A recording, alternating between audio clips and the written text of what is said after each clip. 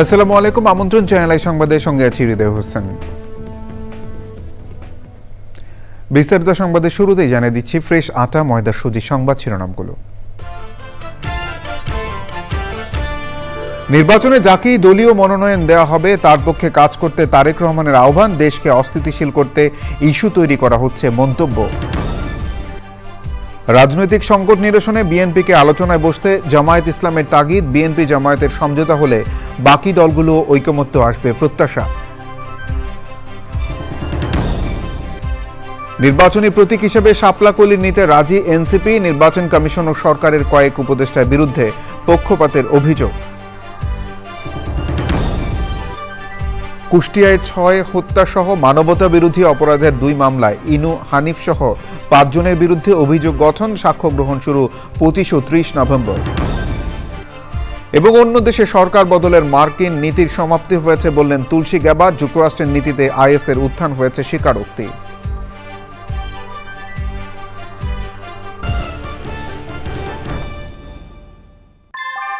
ভূমিকম্প সহনীয় most durable দেশের প্রথম থার্মেক্স রড সালাম স্টিল। সালাম স্টিল বোঝে ডিউরেবিলিটি। সালাম স্টিল মোস্ট ডিউরেবল স্টিল। সংবাদ শিরোনামগুলো জানাচ্ছিলাম। এখনকার সংবাদ আয়োজন একই সঙ্গে চ্যানেলে ইউটিউব চ্যানেল এবং চ্যানেলের ওটিটি প্ল্যাটফর্ম আই স্ক্রিনে লাইভ স্ট্রিম হচ্ছে। দল থেকে যাকেই মনোনয়ন দেওয়া হবে তার পক্ষে কাজ করতে নেতাকর্মীদের নির্দেশনা দিয়েছেন বিএনপির ভারপ্রাপ্ত চেয়ারম্যান তারেক রহমান। বিএনপির প্রবাসী সদস্যদের অনলাইন পেমেন্ট গেটওয়ে উদ্বোধন অনুষ্ঠানে ভার্চুয়ালি যুক্ত হয়ে তারেক রহমান বলেন, নির্বাচনকে সংশয় ও সংকটে ফেলার জন্য নানা শর্ত দিয়ে দেশকে অস্থিতিশীল করার ষড়যন্ত্র চলছে। বিস্তারিত জাকি আক্তার রিপোর্টে। রাজধানীর গুলশানে একটি হোটেলে বিএনপির প্রবাসী সদস্যদের জন্য অনলাইন পেমেন্ট গেটওয়ে চালুর কার্যক্রম উদ্বোধন অনুষ্ঠান।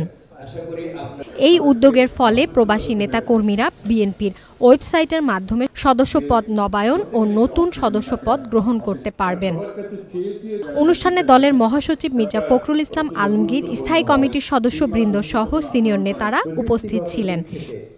দলের ভারপ্রাপ্ত চেয়ারম্যান তারেক রহমান ভার্চুয়ালি যুক্ত থেকে কার্যক্রম উদ্বোধন করেন।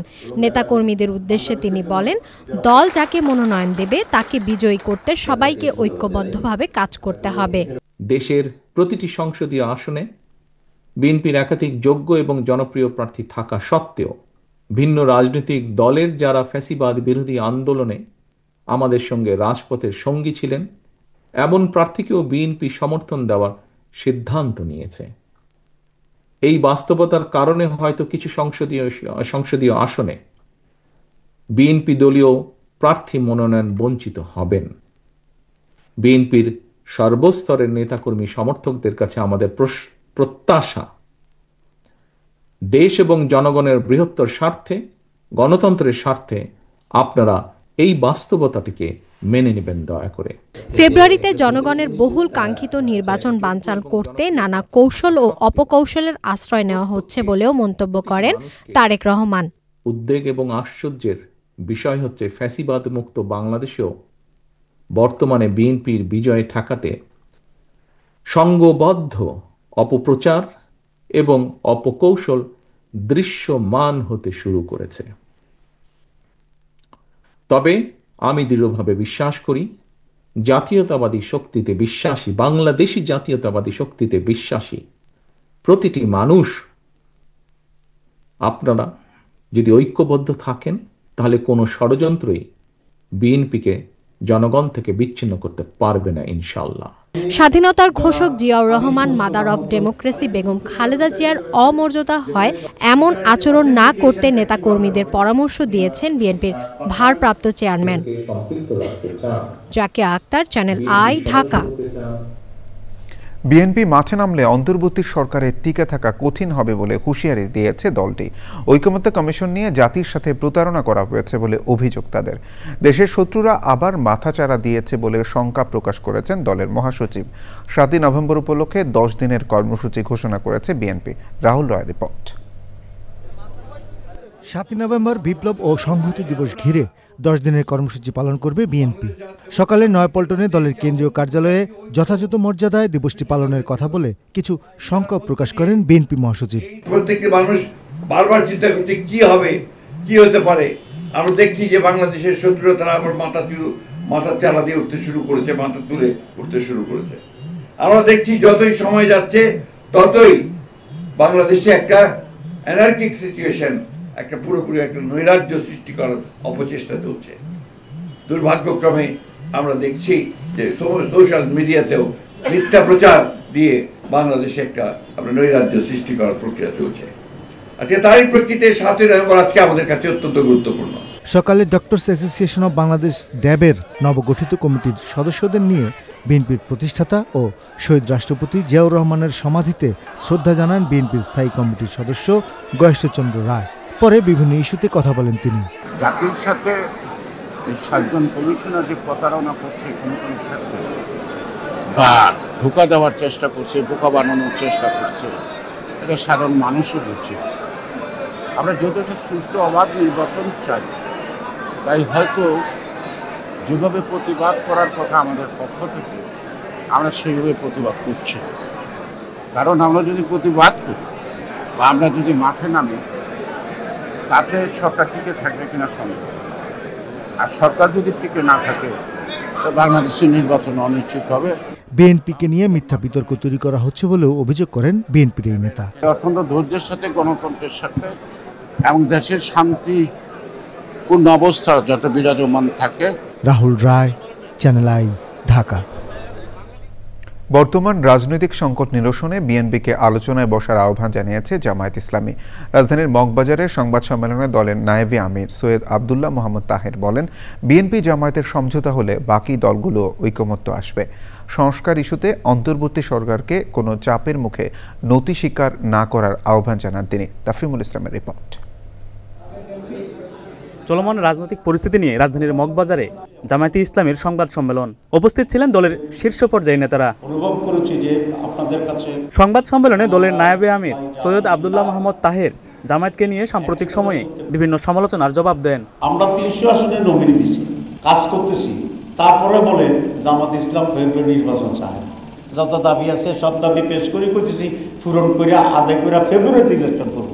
এতবার ফেব্রুয়ারি করছি, জীবনেও এত ফেব্রুয়ারি আগে উচ্চারণ করিনি। রাজনৈতিক সংকট মোকাবেলায় বিএনপিকে আলোচনা বসার আহ্বান জানান তিনি।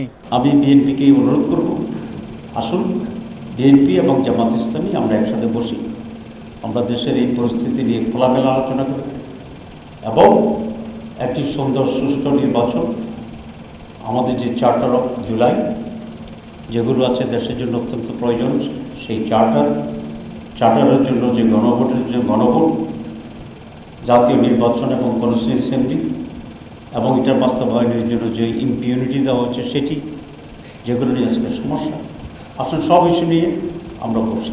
সাংবাদিকদের বিভিন্ন প্রশ্নের জবাব দেন জামায়াতের নায়েবে আমির। আগামী নির্বাচন বানচাল করার জন্য অনেকে বলছে এটা জামাত ইসলামী দায়ী, তো উনি আমাকে বলছে আপনাকে এটা প্রমাণ করবেন যে আপনারা দায়ী। আমি যে দায়ী এটা আমি প্রমাণ করার দায়িত্ব না, যারা অভিযোগ করছে তাদের দায়িত্ব। এর আগে ডিপ্লোমা ইঞ্জিনিয়ার্স ইনস্টিটিউশনে 28 অক্টোবর নিয়ে সেমিনারে তিনি বলেন, রাজনৈতিক চাপের কাছে নীতি স্বীকার করলে ডক্টর ইউনূস হিরো থেকে জিরো হয়ে যাবেন। তাফহিমুল ইসলাম, চ্যানেল আই, ঢাকা। আগামী জাতীয় নির্বাচনে প্রতীক হিসেবে শাপলা কোলে নেওয়ার কথা জানিয়েছে জাতীয় নাগরিক পার্টি এনসিপি। নির্বাচন কমিশনে প্রতীকের বিষয়ে দরখাস্ত দিতে গিয়ে দলের নেতারা জানান, নির্বাচনে ধানের শীষ ও শাপলা কোলের হাড্ডাহাড্ডি লড়াই হবে। এ সময় নির্বাচন কমিশন ও সরকারের কয়েক উপদেষ্টাকে পক্ষপাত দুষ্ট উল্লেখ করে গণতন্ত্র প্রতিষ্ঠার জন্য নিরপেক্ষ আচরণের আহ্বান জানায় দলটি। লায়লা নওশিনের রিপোর্ট। রোববার বিকাল 3টায় নির্বাচন ভবনে যায় এনসিপির 3 সদস্যের প্রতিনিধি দল। নির্বাচনী প্রতীক সম্ভাবনা সহ বিভিন্ন বিষয়ে প্রধান নির্বাচন কমিশনার এএমএম নাসির উদ্দিনের সাথে বৈঠক করেন তারা। পরে এনসিপি নেতারা সাংবাদিকদের জানান, প্রতীক নিয়ে আর সময়ক্ষেপণ না করে শাপলাকলি নিতে চায় এনসিপি। আমরা শাপলাকলি নিব, আমরা বৃহত্তর স্বার্থ চিন্তা করে এই ডিসিশনটা নিচ্ছি, কিন্তু ইলেকশন কমিশনের যে স্বেচ্ছাচারী আচরণ এটা পুরো বাংলাদেশের সামনে স্পষ্ট হয়েছে। আগামীতে ইনশাল্লাহ ধানের শীষ এবং শাপলাকলির হাড্ডাহাড্ডি লড়াই হবে। বিএনপি জামায়াতের সাথে জোট করা নিয়ে প্রশ্নের উত্তর দেয় দলটি। আমরা আপাতত এখনো জোটের কোনো চিন্তা করি না, তবে আমরা বলেছিলাম যদি বিএনপি সন্ত্রাস, চাঁদাবাজি, দুর্নীতি এগুলো ছেড়ে আসে এবং সংস্কারে তারা পক্ষে থাকে সেটাও আমরা ভেবে দেখবো। আবার যদি জামাত ধর্মীয় ফেসিবাদ এবং ধর্মীয় যে বিভাজনের সৃষ্টি রাজনীতি বাংলাদেশে করতেছে সে জায়গা থেকে সরে আসে, সেটাও আমরা ভেবে দেখব। পরে সংশোধিত ভোটার তালিকা নিয়ে বিস্তারিত তুলে ধরেন ইসি সচিব। বাংলাদেশের ভোটারের সংখ্যা হচ্ছে 12,76,12,384। এর মধ্যে পুরুষ ভোটারের সংখ্যা হচ্ছে 6,47,60,382 আর মহিলা ভোটারের সংখ্যা হচ্ছে 6,28,50,772। 1 সেপ্টেম্বর থেকে আমরা 31 অক্টোবর পর্যন্ত এটা বেড়েছে 13,04,880 জন। আগামী 16 নভেম্বর প্রবাসী ভোটারদের নিবন্ধনের জন্য অ্যাপ উদ্বোধনের কথা জানান সচিব। আপনাদেরকে অসংখ্য ধন্যবাদ। Laila Nowshin, channel I, Dhaka. জাতীয় নাগরিক পার্টি এনসিপির আহ্বায়ক নাহিদ ইসলাম বলেছেন, গণভোট আগে না পরে হবে, এটি প্রধান ইস্যু করেছে বিএনপি ও জামায়াত ইসলামী। রাজধানীর বাংলা মোটরে এনসিপির কেন্দ্রীয় কার্যালয়ে সমসাময়িক বিষয় নিয়ে সংবাদ সম্মেলনে তিনি আরও বলেন, একটি দল সংস্কারকে ভেস্তে দিচ্ছে, আরেকটি দল নির্বাচন পিছিয়ে দিচ্ছে। নির্বাচন যত ঘনিয়ে আসবে ততই রাজনৈতিক অনৈক্য তৈরি হবে বলে মন্তব্য করেন নাহিদ ইসলাম। তাফিমুল ইসলামের রিপোর্ট। সমসাময়িক বিষয় নিয়ে সংবাদ সম্মেলন আয়োজন করে জাতীয় নাগরিক পার্টি। এককভাবে বক্তব্য তুলে ধরেন দলটির আহ্বায়ক নাহিদ ইসলাম। রাষ্ট্র সংস্কার চাই, পরিবর্তন চাই। এক প্রশ্নের জবাবে নাহিদ ইসলাম বলেন, অনেক বড় ইস্যু বাদ দিয়ে গণভোটকে বড় করেছে বিএনপি জামাত। গণভোট আগে হলে এটা ভালো, তবে গণভোটটাকে যে প্রাইম করে তোলা হলো, সব প্রশ্নকে ছাপিয়ে গণভোট আগে না পরে, ইলেকশনের দিন না পরে, বিএনপি একটা পক্ষে জামাত একটা পক্ষে, আমরা বলতেছি এইটা হচ্ছে জনগণের দৃষ্টি মূল জায়গা থেকে সরানো হচ্ছে। আগে দেওয়া জুলাই সনদ পরিবর্তন করা হয়েছে বলে অভিযোগ করেন নাহিদ ইসলাম। সনদের সর্বশেষ আমাদের কাছে যেই কপিটা দেওয়া হয়েছিল 2 বা 3 দিন আগে, সনদের দিন কিন্তু যেই টেক্সটের সাইন স্বাক্ষর হয়েছে সেই টেক্সটটা কিন্তু পরিবর্তন করে দেওয়া হয়েছিল। সরকারের কোনো একটা দলের চাপে বারবার এই ধরনের তার টেক্সট পরিবর্তন করে, এটা আমরা দেখে আসছি। বিভিন্ন জায়গায় শেখ মুজিবের ছবি টাঙানো নিয়ে এনসিপির আহ্বায়ক বলেন, মুক্তিযুদ্ধের প্রাপ্যটুকু শেখ মুজিবকে দিতে চান তিনি। শেখ মুজিব ফ্যাসিবাদের আইকন হিসেবে তাকে প্রতিষ্ঠা করা হয়েছে, এককভাবে তাকে আমরা জাতির পিতা বা ফাউন্ডার হিসেবে মনে করি না, তবে তার যে কৃতিত্ব মুক্তিযুদ্ধে সেটাকে আমরা অবশ্যই স্বীকার করি, ইতিহাসে সেই জায়গা তার থাকবে। নাহিদ ইসলাম বলেন, বাংলাদেশের সাথে সম্পর্ক ভালো রাখতে চাইলে ভারতকে আওয়ামী লীগের চোখে বাংলাদেশকে দেখা থেকে বেরিয়ে আসতে হবে। এটাই গণতন্ত্রের বার্তা দিচ্ছে। ধন্যবাদ। তাফিমুল ইসলাম, চ্যানেল আই, ঢাকা। এবার ভোটের হাওয়া।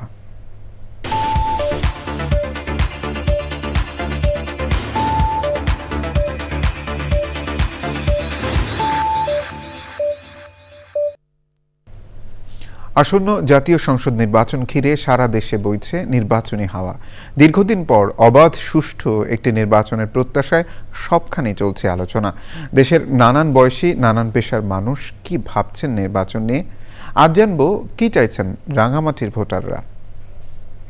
সুন্দর, সুষ্ঠু এবং সকলের অংশগ্রহণমূলক একটা নির্বাচন আমরা আশা করতেছি, যাতে সবাই সুষ্ঠুভাবে সুন্দরভাবে নির্বাচনে অংশগ্রহণ করতে পারে। অন্তর্বর্তীকালীন সরকার, তাদের কাছে সবারই প্রত্যাশা যে একটা সুষ্ঠু এবং গণতান্ত্রিক পদ্ধতিতে একটা নির্বাচন, এবং অবশ্যই সেই নির্বাচনে সব দল মত নির্বিশেষে অংশগ্রহণ করবে। সুন্দর একটা নির্বাচন দিয়ে যাতে একটা আমাদের সরকার বুঝাই দিয়ে যায়, সেটা আমি তার কাছে প্রত্যাশা রাখি। আমরা চাই পার্বত্য চট্টগ্রামে সুন্দর একটা সুস্থ একটা নির্বাচন, অবাধ সুস্থ একটা নির্বাচন, সবাই ভোটাধিকার প্রয়োগ করবে। জুলাইয়ের যে গণ অভ্যর্থনের যে জন আকাঙ্ক্ষা, এটা যাতে বাস্তবায়ন হয় এবং যে যাতে আমরা আগামীতে সুন্দর একটা বাংলাদেশ বিনির্মাণ করতে পারি। সুষ্ঠু সুন্দর একটা নির্বাচন চাচ্ছি, নিরপেক্ষ যাতে হয়, এবং প্রার্থী হিসেবে যদি বলি যোগ্যতা সম্পন্ন প্রার্থী প্রয়োজন আছে। নির্বাচনের মাধ্যমে এমন একজন নেতা উঠে আসুক, যে নেতা হচ্ছে যে এখানকার সকলের কথা ভাববে। আগামী প্রজন্মের জন্য একটা আলোকিত দরজা না হলেও একটা আলোকিত জানালা যাতে রেখে যেতে পারি। বাঙালি পাহাড়ি সবার কাছে গ্রহণযোগ্যতা আছে এই ধরনের আমি নেতাকেই আমি চাই যে তাকে নির্বাচনে সে জয়লাভ করুক। সুন্দর একটা নির্বাচন আগামী আমাদের সারা বাংলাদেশে পার্বত্য অঞ্চলে ভিন্ন একটা জেলা, আমরা চাই এখানে যোগ্য সম্পূর্ণ একটা প্রার্থী, যার কোনো দুর্নীতি থাকবে না, সে থাকবে দুর্নীতির ঊর্ধ্বে একজন ভালো একজন মানুষ। সবাই অংশগ্রহণে একটা সুস্থ ভাবে নির্বাচন হোক এবং একটা গণতান্ত্রিক প্রক্রিয়ায় একটা সরকার গঠন হোক, এটা আমি আশা করি। এই জেলায় এমন প্রার্থীকে নির্বাচন করা উচিত যার সাথে সকল সম্প্রদায়ের সাথে একটা ঘনিষ্ঠ যোগাযোগ আছে। যে প্রার্থী আমাদের কথা বলবে তাকে আমরা নির্বাচন করব। এবার অন্য সংবাদ। অন্তর্বর্তী সরকারের প্রধান উপদেষ্টা প্রফেসর মাহমুদ ইউনুস প্রকৃতি, পরিবেশ ও নদীকে নেতিবাচক প্রভাব থেকে মুক্ত রেখে সড়ক, রেল, বিমান ও নৌপথের সম্মিলিত উন্নয়ন ত্বরান্বিত করার আহ্বান জানিয়েছেন। একই সঙ্গে ক্যান্সার বিষয়ে সচেতনতা বাড়ানোরও আহ্বান জানিয়েছেন তিনি। রাষ্ট্রীয় অতিথি ভবন যমুনায় পৃথক দুটি অনুষ্ঠানে এই আহ্বান জানান প্রধান উপদেষ্টা। সম্মিলিত যোগাযোগ ব্যবস্থা সংক্রান্ত প্রান্তিক মূল্যায়ন ও কৌশলগত পরিকল্পনা বিষয়ক আন্তঃমন্ত্রণালয় বৈঠকে বিভিন্ন মন্ত্রণালয়ের 5 উপদেষ্টা ও নীতি নির্ধারকরা ছিলেন। বৈঠকে প্রধান উপদেষ্টা বলেন, যোগাযোগ ব্যবস্থাকে দ্রুত শৃঙ্খলার মধ্যে আনা না গেলে অর্থনীতির জন্য গলার ফাঁসে পরিণত হবে। সিঙ্গাপুরের ক্যান্সার বিশেষজ্ঞ প্রফেসর তো হান চং বৈঠক করেছেন প্রধান উপদেষ্টার সঙ্গে। বৈঠকে প্রধান উপদেষ্টা বলেন, ফ্যাটি লিভার জনিত ও স্তন ক্যান্সারের মতো মারাত্মক রোগ এখন দেশের মানুষের প্রাণহানির বড় কারণ হয়ে দাঁড়িয়েছে, অথচ অধিকাংশ ক্ষেত্রে প্রতিরোধ সম্ভব। প্রধান উপদেষ্টা বলেন, ক্যান্সারের মতো জটিল রোগগুলো সম্পর্কে সারা দেশে সচেতনতা তৈরি করতে হবে। হানচং বলেন, দক্ষিণ এশিয়ার 100 কোটি মানুষের শরীরে নীরবে বাসা বাঁধছে ফ্যাটি লিভার। প্রধান উপদেষ্টা নারীদের জন্য সাশ্রয়ী মূল্যে স্তন ক্যান্সার শনাক্তকরণ কর্মসূচি আরও বিস্তৃত করার উপর জোর দেন। আওয়ামী লীগ সরকারের সময়ে বিদ্যুৎ ও জ্বালানির দ্রুত সরবরাহ বৃদ্ধি আইনের অধীনে বিদ্যুৎ কেনার চুক্তিতে দুর্নীতি ও জালিয়াতির তথ্য পাওয়ার কথা জানিয়েছে চুক্তি পর্যালোচনায় গঠিত জাতীয় কমিটি। প্রাথমিক প্রতিবেদনে বিভিন্ন দেশের যেসব কোম্পানি অনিয়মে জড়িত ছিল তাদের আইনের আওতায় আনতে বলেছে কমিটি। আর বিদ্যুৎ উপদেষ্টা বলছেন, চাইলেই আদানির সঙ্গে চুক্তি বাতিল করা যায় না। লুতুর রহমান সোহাগের রিপোর্ট। 2010 সালের দ্রুত বিদ্যুৎ সরবরাহ আইন দেশজুড়ে বিদ্যুৎ সংযোগ বাড়ানোর পাশাপাশি আওয়ামী লীগ সরকারের বিরুদ্ধে অনিয়ম দুর্নীতির বিস্তর অভিযোগও সামনে আনে। এই আইনের অধীনে যেসব চুক্তি হয়েছিল তা খতিয়ে দেখতে অন্তর্বর্তী সরকারের গঠন করা কমিটি প্রাথমিক প্রতিবেদন দিয়ে বলছে, বিদ্যুৎ কিনতে চুক্তির ক্ষেত্রে যোগসাজশ ও অনিয়মের প্রমাণ পাওয়া গেছে। আমরা পেলাম massive corruption, collision, fraud, irregularities and illegalities in the process of execution of power purchase agreements with independent power producers. জাতীয় কমিটির প্রতিবেদন পেয়ে বিদ্যুৎ উপদেষ্টা বলেন, ভারতের আদানি গ্রুপের সঙ্গে চুক্তির ক্ষেত্রে দুর্নীতির প্রমাণ পেলে সেটি বাতিল করা হতে পারে। মুখের কথাই বললে হবে না যে ওনারা বললেন যে রিপোর্ট হয়েছে, দুর্নীতি হয়েছে, এটা কিন্তু আদালতের কাছে গ্রহণযোগ্য হবে না। আদালতকে একটা সুনির্দিষ্ট প্রমাণ দিতে হবে যে এইভাবে দুর্নীতিটা হয়েছে, যে স্পেসিফিক মেকানিজমটা কি সেটা বলতে হবে। এইটা যদি না বলে তাহলে তো এটাকে বাতিল করেন, তাহলে উইদাউট দ্য কজ হবে, আর উইদাউট এ কজ হলে ওই যে লিকুইডিটি ড্যামেজ হবে। আগামী জানুয়ারির মাঝামাঝিতে চূড়ান্ত প্রতিবেদন দেওয়ার পরিকল্পনার কথা জানিয়েছে জাতীয় কমিটি। Lutur Rahman Sohag, channel I, Dhaka. কুষ্টিয়ায় 6 জনকে হত্যা, ষড়যন্ত্র ও উস্কানির অভিযোগে মানবতাবিরোধী অপরাধের 2 মামলায় জাসদ নেতা হাসানুল হক ইনু এবং মাহবুবুল হক হানিফ সহ 4 আওয়ামী লীগ নেতার বিরুদ্ধে অভিযোগ গঠন করে বিচার শুরুর নির্দেশ দিয়েছেন আন্তর্জাতিক অপরাধ ট্রাইব্যুনাল 2। হানিফের বিরুদ্ধে 25শে নভেম্বর ও ইনুর বিরুদ্ধে 30শে নভেম্বর সাক্ষ্য গ্রহণ শুরুর দিন ঠিক করেছেন আদালত। নিজেকে নির্দোষ দাবি করে ইনু বলেছেন তিনি রাজনৈতিক আক্রোশের শিকার, ন্যায় বিচারের আশা করেন তিনি। মাঝুল হকমানের রিপোর্ট। জুলাই আগস্ট আন্দোলনে কুষ্টিয়ায় 6 জনকে হত্যা সহ সুনির্দিষ্ট অভিযোগে দায়ের করা মানবতাবিরোধী অপরাধের মামলায় সকালে হাজির করা হয় জাসদ নেতা হাসানুল হক ইনুকে। একই ঘটনায় আরেক মামলার আসামি আওয়ামী লীগ নেতা মাহবুব উল আলম হানিফ, সদরউদ্দিন খান, আজগর আলী ও আতাউর পলাতক আছেন। তাদের অব্যাহতির আবেদন খারিজ করে দিয়ে অভিযোগ গঠনের আদেশ দেন আন্তর্জাতিক অপরাধ ট্রাইব্যুনাল 2। হাসানুল হক ইনু সাহেবের বিরুদ্ধে মোট 8টি চার্জ গঠন করা হয়েছে। তার কমান্ড এবং সুপিরিয়র রেসপন্সিবিলিটির কারণে তার বিরুদ্ধে এই অভিযোগগুলো গঠন হয়েছে। একই রকম অভিযোগে মাহবুবুল আলম হানিফ, যিনি আওয়ামী লীগের অন্যতম একজন নেতা, এবং তার সহ কুষ্টিয়া আওয়ামী লীগের আরও 3 জন নেতা সহ মোট 4 জনের বিরুদ্ধে আরও একটি মামলায় অভিযোগ গঠন হয়েছে এবং সেটার বিচারের জন্য 25শে নভেম্বর সাক্ষ্য গ্রহণের জন্য দিন ধার্য করা হয়েছে। অভিযোগ গঠনের আগে হাসানুল হক ইনুর কাছে আদালত জানতে চান তিনি দোষী না নির্দোষ। জোর গলায় বলেছেন যে উনি সম্পূর্ণরূপে নির্দোষ। উনি বলছেন মামলাটি উদ্দেশ্য প্রণোদিত এবং রাজনৈতিক আক্রোশের উনি শিকার। উনি দাবি করেছেন যে উনি ওই অনেক গায়েবী মামলার মধ্যে উনি একজন শিকার হয়েছেন, এইটা উনি দাবি করেছেন। প্রসিকিউশন জানিয়েছে দোষী না নির্দোষ এর বাইরে হাসানুল হক ইনু অন্য কোনো কথা আমল নেওয়ার সুযোগ নেই। মাঝড়ক মান্না, চ্যানেল আই, ঢাকা। কয়েক দশক ধরে যুক্তরাষ্ট্র অন্য দেশের সরকার পরিবর্তন বা রাষ্ট্র গঠনের যে নীতি অনুসরণ করে আসছিল, প্রেসিডেন্ট ডোনাল্ড ট্রাম্পের শাসনকালে এই নীতির সমাপ্তি ঘটেছে বলে জানিয়েছেন দেশটির জাতীয় গোয়েন্দা পরিচালক তুলসী গ্যাবার্ড। শুক্রবার বাহরাইনে বার্ষিক নিরাপত্তা সম্মেলন মানামা সংলাপে তুলসী গ্যাবার্ড এই কথা বলেন। আন্তর্জাতিক নিরাপত্তা গবেষণা সংস্থা international institute of security studies IISS এর সংলাপের আয়োজন করে। ওয়াশিংটনের বিগত সময়ের চিন্তা পদ্ধতি দীর্ঘদিন ধরে যুক্তরাষ্ট্রকে পেছনে আটকে রেখেছে বলেও মন্তব্য করেন তুলসী গ্যাবার্ড। তুলসী গ্যাবার্ড আরও বলেন, এমন নীতির কারণে যুক্তরাষ্ট্রের ট্রিলিয়ন ডলার ব্যয়, অগণিত মানুষের প্রাণহানি এবং অনেক ক্ষেত্রে বৃহত্তর নিরাপত্তা হুমকি তৈরি হয়েছে। যুক্তরাষ্ট্রের নীতির কারণে ISIS এর ইসলামিক স্টেটের মতো ইসলামীপন্থী সন্ত্রাসী গোষ্ঠীগুলোর উত্থান হয়েছে বলেও স্বীকার করেন তুলসী গ্যাবার্ড। ইবতেদায়ী মাদ্রাসাগুলো জাতীয়করণে সরকারের আশ্বাসে জাতীয় প্রেস ক্লাবের সামনের সড়ক থেকে সরে গেছেন আন্দোলনরত শিক্ষকরা। 21 দিন ধরে জাতীয় প্রেস ক্লাবের সামনে অবস্থান ধর্মঘট করছিলেন ইবতেদায়ী মাদ্রাসার শিক্ষকরা। দুপুরে যমুনা অভিমুখে লং মার্চ নিয়ে যেতে চাইলে জাতীয় প্রেস ক্লাবের সামনে ব্যারিকেড দিয়ে পুলিশ আটকে দিলে রাস্তায় বসে পড়েন তারা। পরে আন্দোলনকারী শিক্ষকদের একটি প্রতিনিধি দল মন্ত্রণালয়ে গিয়ে শিক্ষা সচিবের সঙ্গে আলোচনা শেষে 4 ঘন্টা পর রাস্তা থেকে সরে যান। লং মার্চ আটকে দেওয়ার প্রতিবাদে সোমবার দুপুরে বিক্ষোভ মিছিল করার কথা জানিয়েছেন শিক্ষকরা। আন্দোলনে একাত্মতা প্রকাশ করেছে জামায়াত ইসলামী।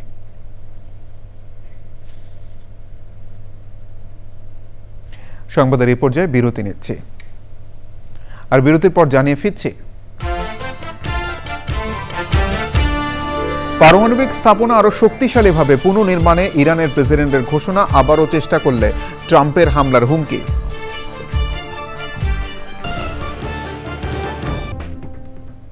সরকারের কাছে অতি দ্রুত নির্বাচনের তারিখ ঘোষণার দাবি জানিয়েছেন বিএনপির কেন্দ্রীয় নেতা ও সাবেক মন্ত্রী অ্যাডভোকেট এম রুহুল কুদ্দুস তালুকদার তুলু। তিনি বলেছেন, একটি গোষ্ঠী নির্বাচন পেছানোর ষড়যন্ত্র করছে। তারা কিছুদিন আগে বলেছে পিআর পদ্ধতিতে নির্বাচন দিতে হবে, আবার এখন গণভোট চায়। বিকেলে নাটোর সদর উপজেলার বড় হরিশপুর ইউনিয়নে বিএনপি আয়োজিত উঠান বৈঠকে প্রধান অতিথির বক্তৃতায় রুহুল কুদ্দুস তালুকদার দুলু এসব কথা বলেন। অনুষ্ঠানে আরও বক্তৃতা করেন নাটোর জেলা বিএনপির আহ্বায়ক রহিম নেওয়াজ, নাটোর পৌরসভার সাবেক মেয়র কাজী শাহ আলম ও অন্যরা।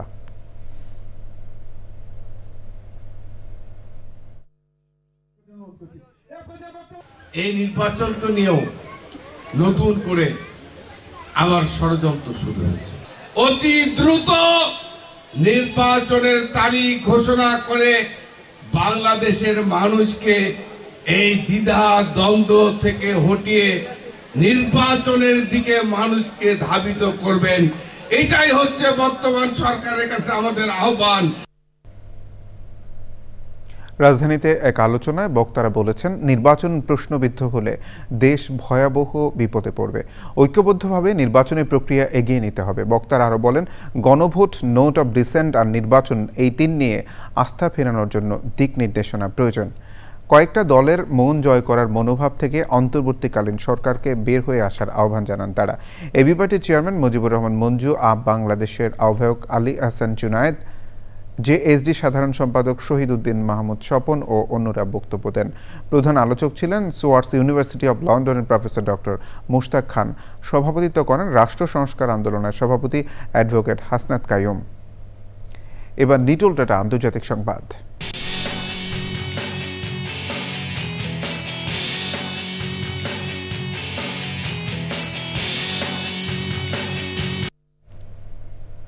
ইরানের প্রেসিডেন্ট মাসুদ পেজেশকিয়ান বলেছেন, তেহরান তার পারমাণবিক স্থাপনাগুলোকে আরও শক্তিশালী করে পুনর্নির্মাণ করবে। সরকারি সংবাদ মাধ্যমকে তিনি একথা বলেন। মাসুদ পেজিশকিয়ান জানান, ইরান পারমাণবিক অস্ত্র তৈরি করতে চায় না, তবে তাদের স্থাপনাগুলো আগের চেয়ে আরও শক্তভাবে গড়ে তোলা হবে। এদিকে যুক্তরাষ্ট্রের প্রেসিডেন্ট ডোনাল্ড ট্রাম্প সতর্ক করে বলেছেন, তেহরান আবার স্থাপনাগুলো চালু করার চেষ্টা করলে তিনি নতুন করে হামলার নির্দেশ দেবেন। আইস্ক্রিন সাংস্কৃতিক সংবাদ।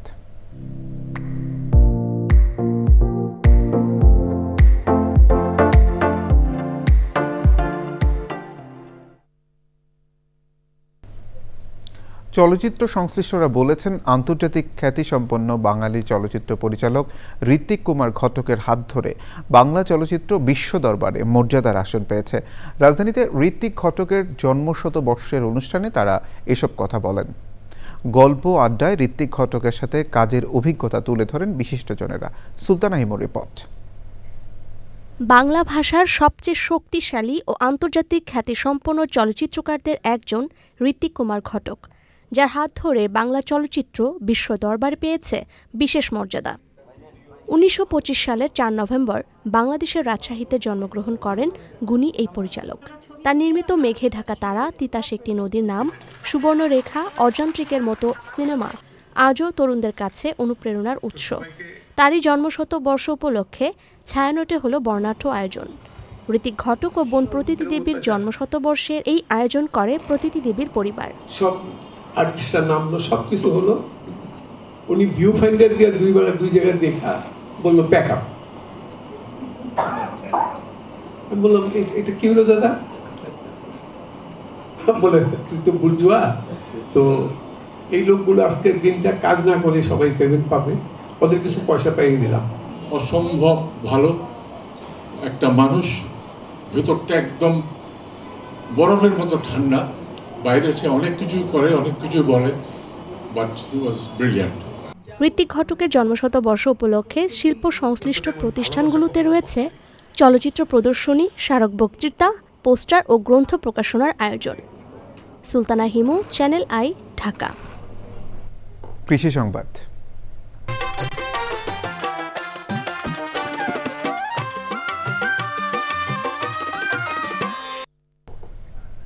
ভোলার মেঘনার পাড়ে ব্যক্তি উদ্যোগে এক তরুণ গড়ে তুলেছেন হাঁসের খামার।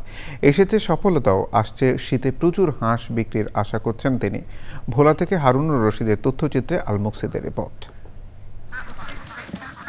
শীতের সময় ভোলায় হাঁসের মাংস যেন খাবারের অবিচ্ছেদ্য অংশ। অতিথি আপ্যায়ন হোক বা পিকনিকের আয়োজনে হাঁসের মাংস আর মহিষের টক দই এখানকার ঐতিহ্যের প্রতীক। এই ঐতিহ্যকে মাথায় রেখে সদর উপজেলার পূর্ব ইলশা ইউনিয়নের রামদাসপুর গ্রামের বেরিবাদপাড়ের যুবক মিজান গড়ে তুলেছেন হাঁসের খামার। বর্তমানে 700+ হাঁস আছে। আপনার ওই প্রত্যেক ডেলি 700+ হাঁসের জন্য 50 কেজি গম লাগতেছে। আমি বিক্রি করবো আল্লাহর রহমতে আপনার পিস 600-650 টাকা বিক্রি করবো শীতে। ভবিষ্যৎ পরিকল্পনা আল্লাহর রহমতে আরো বাড়াবো। প্রতিদিন অনেকেই মিজানের খামার দেখতে আসছেন, পাশাপাশি খামার তৈরির নানা পরামর্শও নিচ্ছেন। ভবিষ্যতে আমার একটা আশা আছে, এমন একটা খামার দিমু, ইনশাআল্লাহ খামার অনেক মোটামুটি আল্লাহর রহমতে লাভ ভালো আসে। ওর এই হাঁসটি দেখা আমরাও খুশি হয়েছি, আরও যেন পার্শ্ববর্তী মানুষে করে। সবাই চেষ্টা করতেছে এরকম একটা কর্মসংস্থান সৃষ্টি করার জন্য। তো এরকম খামার যদি কেউ করে থাকে তাইলে দেখা যাচ্ছে আমাদের হাঁসের চাহিদা আমাদের পূরণ হবে। প্রাণী সম্পদ অধিদপ্তর বলছে, জেলার বিভিন্ন উপজেলায় এখন অনেক তরুণ হাঁস পালনে আগ্রহী হচ্ছেন। বেকার যুব সমাজ বা স্বল্প আয়ের মানুষ রয়েছে, তারা এখান থেকে অর্থনৈতিকভাবে বিশেষ করে 3 থেকে 4 মাস হাঁস লালন পালন করার ফলে তাদের একটা অর্থনৈতিক অবস্থার পরিবর্তন নিয়ে আসতে পারতেছেন। নদী, চর আর পলিমাটির এই ভোলায় হাঁস পালন এখন শুধু ঐতিহ্যই নয়, তরুণ উদ্যোক্তাদের জন্য খুলে দিয়েছে নতুন সম্ভাবনার দিগন্ত। আল মুকসিদ, চ্যানেল আই। প্রকৃতি সংবাদ।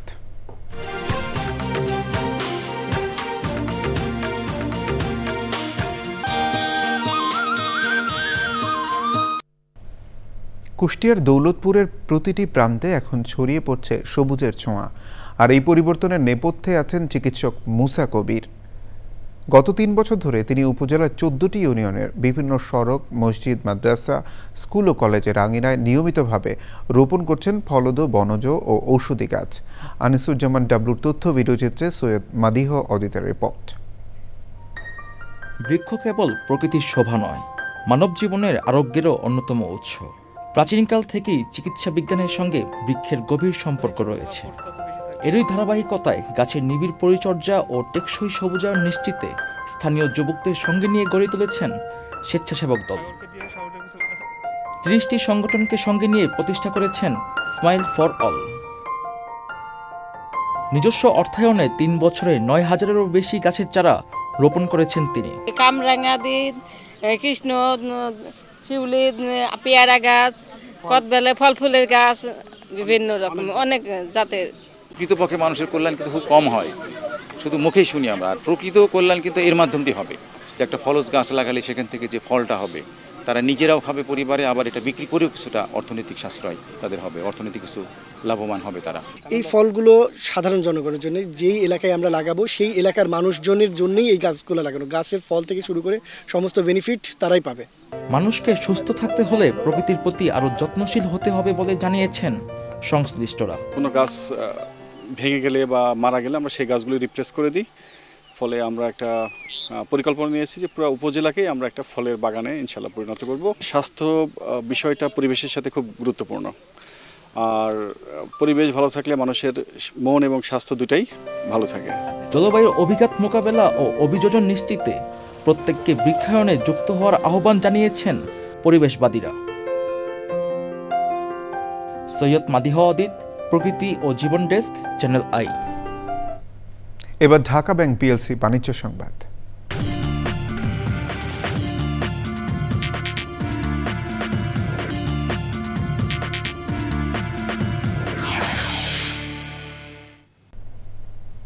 বাংলাদেশ জুয়েলার্স সমিতি বাজুস দেশের বাজারে স্বর্ণের দাম বাড়ানোর ঘোষণার পর রোববার থেকে কার্যকর হয়েছে। শনিবার বাজুস এক বিজ্ঞপ্তিতে জানায় স্বর্ণের দাম প্রতি ভরিতে সর্বোচ্চ ১,৬৮০ টাকা পর্যন্ত বাড়ানো হয়েছে। নতুন দামের ফলে ২২ ক্যারেট ১ ভরি স্বর্ণের দাম হয়েছে ২,০১,৭৭৬ টাকা। নতুন দাম অনুযায়ী ২১ ক্যারেটের প্রতি ভরি ১,৯২,৫৯৬ টাকা, ১৮ ক্যারেটের প্রতি ভরি ১,৬৫,০৮১ টাকা এবং সনাতন পদ্ধতির প্রতি ভরি স্বর্ণের দাম ১,৩৭,১৮০ টাকা। স্বর্ণের দাম বাড়ানো হলেও অপরিবর্তিত রয়েছে রূপার দাম। সংবাদে আবারও বিরতি নিচ্ছি, আর বিরতির পর জানিয়ে ফিরছি। গাইবান্ধার গোবিন্দগঞ্জে গরু চুরির অভিযোগে গণপিটুনিতে ৩ জন নিহত হয়েছেন। এলাকাবাসী জানায়, গোবিন্দগঞ্জের কাটাবাড়ি ইউনিয়নের নাসিরাবাদ গ্রামের সালামের বাড়ির গোয়ালঘর থেকে শনিবার রাত ২:৩০টার দিকে ৩টি গরু চুরি করে নিয়ে যাচ্ছিল চোরেরা। সে সময় বাড়ির লোকজন টের পেয়ে চিৎকার করলে প্রতিবেশী সহ গ্রামবাসী লাঠি সোঁটা নিয়ে চোরদের ধাওয়া করলে তারা পাশের নাসিরাবাদ গ্রামে পালিয়ে যায়। নাসিরাবাদ গ্রামের লোকজন ধাওয়া করলে ৩ জন পুকুরে ঝাঁপ দেয়। গ্রামবাসী তাদের পুকুর থেকে উদ্ধার করে গণপিটুনি দিলে ঘটনাস্থলে 2 জন নিহত ও 1 জন গুরুতর আহত হয়। উপজেলা স্বাস্থ্য কমপ্লেক্সে চিকিৎসাধীন অবস্থায় আহত ব্যক্তির মৃত্যু হয়। নিহতদের বয়স 30 থেকে 40-এর মধ্যে।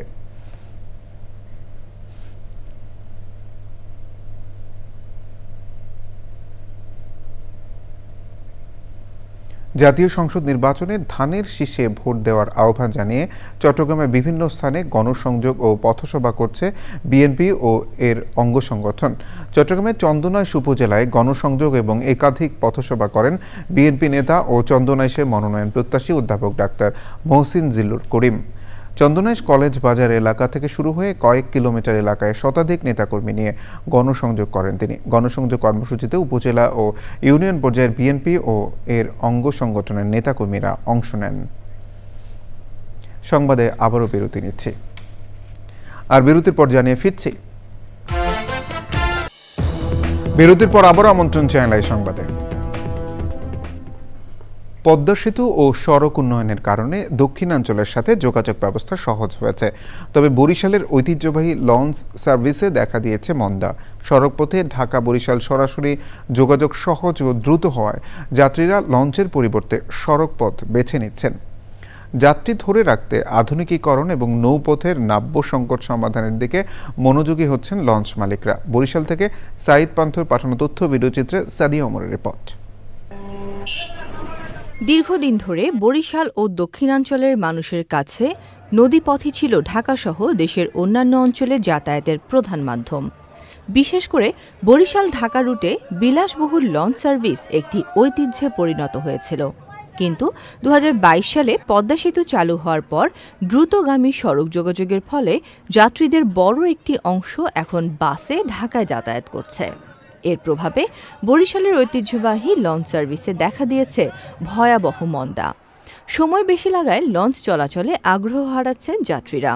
লোকসান হওয়ায় ইতিমধ্যে বেশ কয়েকটি লঞ্চ কোম্পানি তাদের সার্ভিস বন্ধ করেছে। এই মুহূর্তে সার্ভিসটা কিছু হলেও বোধহয় নড়বড়ে হয়েছে।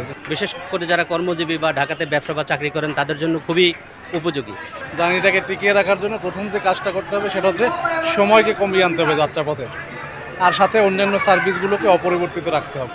জীবনে প্রথমবার আজকে আমি লঞ্চে উঠছি, দেখতে পাচ্ছি লঞ্চটা অনেক লাক্সারিয়াস এবং বিশাল। লঞ্চের সেবার মান আরো বৃদ্ধি করা প্রয়োজন। দিবা সার্ভিসের মতো এখন পর্যন্ত বন্ধের ঘোষণা না দিলেও যাত্রী সংকটে অনেকটাই ধুঁকে ধুঁকে চলছে রাত্রিকালীন লঞ্চগুলো। এটা ঠিক করতে হলে আবার ঠিকমতো সার্ভিস দিতে হবে, যাত্রী যেটা যাত্রীর প্রাপ্য ওইটা করতে হবে। এখন বর্তমানে ঢাকা বরিশাল রুটে মাত্র 2টি লঞ্চ চলাচল করছে, তাও আমরা যারা লঞ্চ মালিক আছি আমরা হিমশিম খাচ্ছি। লঞ্চ কমিয়ে কিংবা রোটেশন করার পাশাপাশি যাত্রী সেবা বৃদ্ধিসহ প্রয়োজনীয় ব্যবস্থা নেওয়ার দাবি সংশ্লিষ্টদের। Sadia Omar, channel I. ময়মনসিংহের ভালুকায় শিল্প কারখানায় দূষিত পানি ও বর্জ্য থেকে ফসল ও পরিবেশ রক্ষায় বিক্ষোভ ও মানববন্ধন করেছে এলাকাবাসী।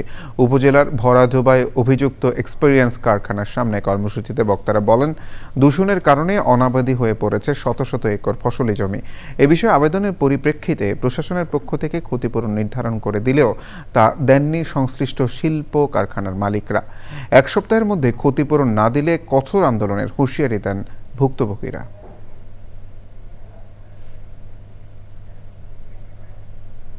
খেলার খবর সংবাদ শেষ করব সবশেষে ফ্রেশ আটা ময়দা সুদি সংবাদ শিরোনামগুলো জানিয়ে দিচ্ছি আরও একবার। নির্বাচনে যাকেই দলীয় মনোনয়ন দেওয়া হবে তার পক্ষে কাজ করতে তারেক রহমানের আহ্বান, দেশকে অস্থিতিশীল করতে ইস্যু তৈরি করা হচ্ছে মন্তব্য। রাজনৈতিক সংকট নিরসনে বিএনপিকে আলোচনায় বসতে জামায়াত ইসলামের তাগিদ, বিএনপি জামায়াতের সমঝোতা হলে বাকি দলগুলো ঐকমত্যে আসবে প্রত্যাশা।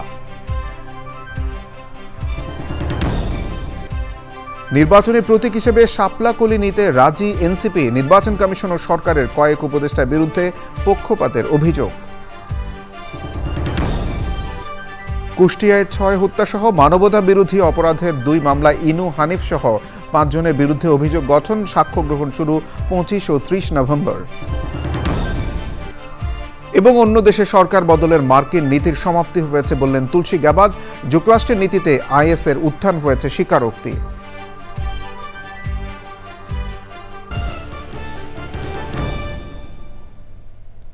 চ্যানেলের সর্বশেষ সংবাদ জানতে ভিজিট করুন চ্যানেল আই অনলাইন.com-এ। যুক্ত থাকুন আমাদের সোশ্যাল মিডিয়া প্ল্যাটফর্মগুলোর সাথে। ধন্যবাদ সবাইকে।